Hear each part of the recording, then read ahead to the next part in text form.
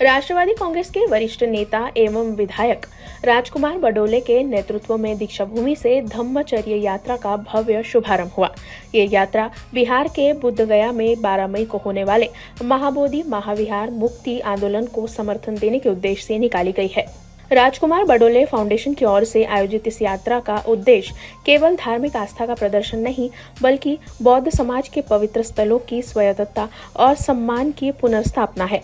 यात्रा की शुरुआत भारत रत्न डॉक्टर बाबा साहब अम्बेडकर को दीक्षाभूमि पर नमन कर की गई। इस अवसर पर विधायक बडोले ने कहा, धम्मचर्य केवल एक धार्मिक यात्रा नहीं, बल्कि ये एक सांस्कृतिक, आध्यात्मिक और राजनीतिक चेतना से प्रेरित जन चळवळ है, जो देश भर में परिवर्तन का संदेश देगी। बोधगया मुक्ति को लेकर ये आंदोलन देश भर में एक नई चेतना और आंदोलन का स्वरूप लेने जा रहा है, जिसे महाराष्ट्र से विशेष समर्थन मिल रहा है।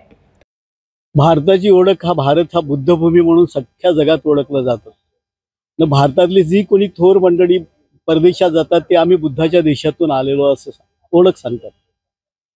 तथागत भगवान बुद्धांनी सगळं कार्य भारतात आहे आणि त्याच्यामुळे जगातली सगळी लोक भारतात जेव्हा येतात ते इथल्या मातीला ते नमन करतात। अशी ही पवित्र बुद्धभूमी आहे।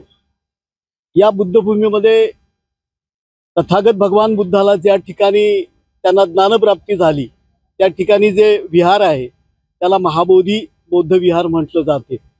परंतु त्याच्यासाठी आज अख्ख्या जगामध्ये मोठं आंदोलन सुरू आहे, त्याच्या मुक्तीचं आंदोलन सुरू आहे आणि ते बौद्धांना देण्यात यावी अशा पद्धतीची मागणी सर्वत्र होत आहे। अनागरिक धम्मपाल यांनी 1891 मध्ये ही मागणी केली होती आणि आता त्याला जोर पकडला गेला आहे। बौद्ध पौर्णिमेला त्या ठिकाणी प्रचंड मोठ्या प्रमाणामध्ये असंख्य बौद्ध जगातल्या कानाकोपऱ्यातून येत आहेत आणि म्हणून या ठिकाणी आम्ही धम्मचारिका करायचं ठरवलं आहे। दीक्षाभूमी ते बौद्ध गया या ठिकाणी आजपासून आम्ही धम्मचर्या करतोय, त्या ठिकाणी प्रवास करतोय। त्याचा मागचा उद्देशच आहे का हा पवित्र बुद्धाच्या भूमीला आणि महाबोधी बौद्ध विहाराला ज्या सगळ्या जगातल्या लोकांनी त्याच्या मुक्तीचं आंदोलन जे छेडलं आहे तर त्या आंदोलनाला पाठिंबा दाखवण्यासाठी आम्ही त्या ठिकाणी जात आहोत।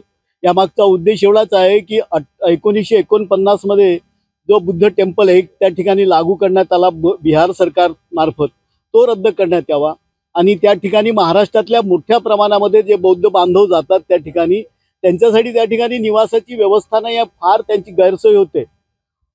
दिल्लीमध्ये आणि असंख्य ठिकाणी ज्या पद्धतीनं महाराष्ट्र सदन सारखे या ठिकाणी उभारले गेले आहेत तर ते पण त्या बौद्ध गया या ठिकाणी उभारण्यात यावं ही मागणी घेऊन आम्ही या ठिकाणी जात आहोत आणि निश्चितच महाराष्ट्र सरकार किमान ह्या मागण्यांना पाठिंबा देईल आणि त्या ठिकाणी पण एक मोठं बौद्ध धर्मियांसाठी त्या ठिकाणी महाराष्ट्र सदन सारखी मोठी वास्तू त्या ठिकाणी निर्माण करतील आणि हा जो संपूर्ण आंदोलन सुरू आहे या आंदोलनासाठी केंद्र सरकारकडे आणि बिहार सरकारकडे महाराष्ट्र सरकार पण मागणी करेल। मी महाराष्ट्राचा माजी सामाजिक न्याय मंत्री आणि आमदार म्हणून आणि राजकुमार बडोले फाउंडेशन तर्फे या ठिकाणी ही जी धम्मचर्या या ठिकाणी आयोजित केलेली आहे तर त्या निमित्तानं मी सरकारला पण या ठिकाणी आवाहन करेल की त्यांनी या आंदोलनाला सहकार्य करावं आणि त्या ठिकाणी एक मोठं सदन पण त्या ठिकाणी निर्माण करावं या अपेक्षेने आम्ही धम्मचर्या या नागपुर से न्यूज़ फर्स्ट के लिए रोशन बोकड़े की रिपोर्ट। हमारा हर शब्द समाज की आवाज, हमारी हर पहल निष्पक्षता का कदम, आपकी हर समस्या में आपसे पहले दिखेंगे हम हैं न्यूज फर्स्ट। ईश्वर का सच, हमारा साहस और आपका विश्वास। सच, साहस और विश्वास। अगर आप ये वीडियो YouTube पर देख रहे हैं तो हमारे चैनल को सब्सक्राइब कर बेल आइकन दबाएं।